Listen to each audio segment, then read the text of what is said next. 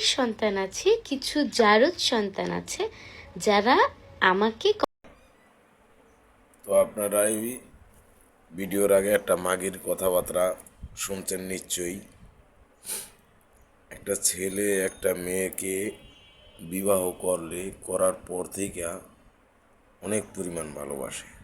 তো তারপরে 2-4-5 বছর গেলে যদি মেয়ের এরকম আচার ব্যবহার হয়, ভালোবাসা কখনো কমে না। যদি আচার ব্যবহার ভালো না হয়, তাহলে একটা পুরুষের ভালোবাসা অটোমেটিকলি উঠে যায়।